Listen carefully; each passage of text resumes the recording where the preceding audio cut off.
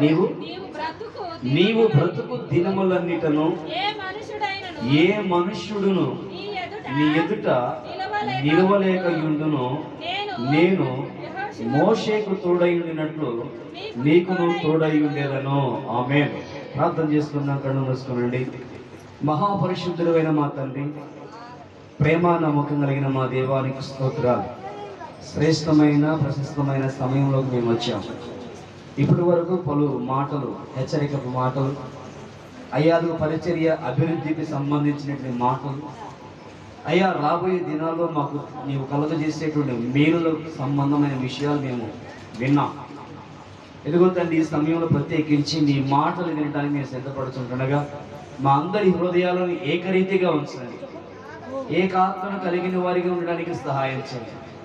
చేరి వచ్చిన బిడ్డలను బట్టి, ఇంకా రావాల్సిన బిడ్డలను బట్టి, పరిచర్య చేసిన వారిని బట్టి, ఇంకా చేస్తున్న వారిని బట్టి, అయ్యాదుకో నేను ఇంకా ఇతర ప్రాంతాల నుంచి మా మధ్యలోకి వచ్చిన వారిని బట్టి కూడా స్తుతులు, స్తోత్రాలు, కృతజ్ఞతాస్తుతులు చెల్లిస్తూ, ఎదుగో నాయన నన్ను నీ సిలువ సాటును మరుగుపరిచి నీవే మా అందరితో మాట్లాడమని మా ప్రభువును ప్రియరక్షకుడైన యేసుక్రీస్తు వారి పరిశుద్ధ నామములో అడిగి వేడుకొని పొందుకొని ఉన్నాము తండ్రి.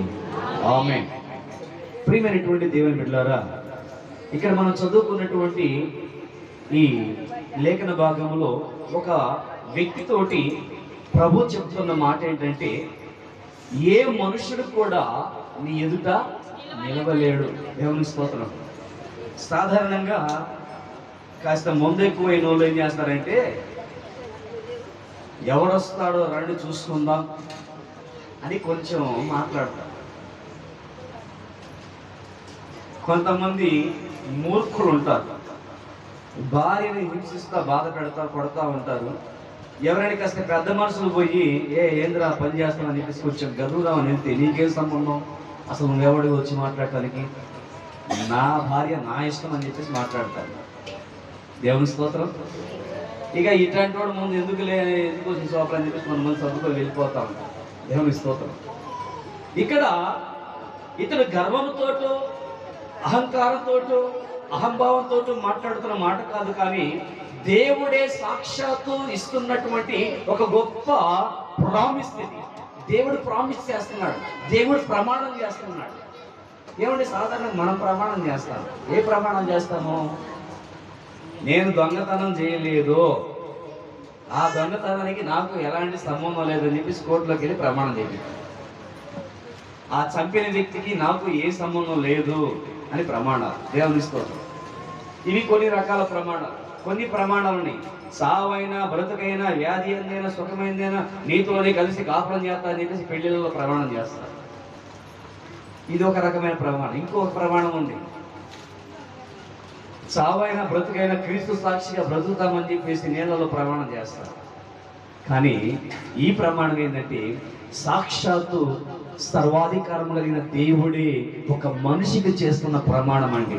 చెప్పలు కొడతారు ఏంటి ఒకసారి?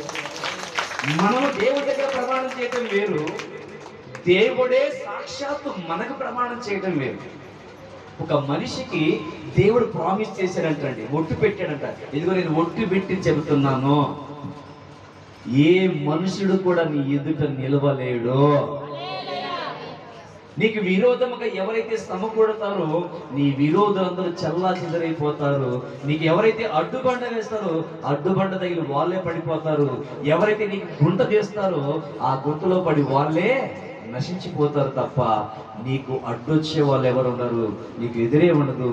ఎందుకంటే మోషేకు తోడై ఉన్నట్లు నేను నీకు తోడై ఉన్నాను. హల్లెలూయా. ఎంత గొప్ప ప్రమాణం అండి, ఎంత గొప్ప ప్రామిస్ అండి. ఈరోజు ఎంతమందికి కావాలి ఈ ప్రమాణం? ఎంతమందికి కావాలి ఈ ప్రామిస్, ఈ వాగ్దానం? అందరికి కావాలా? ఆమెకు వద్దా? దేవుని స్తోత్రం కలుగుందా? ఎప్పుడమ్మ గారు కావాలా వద్దా?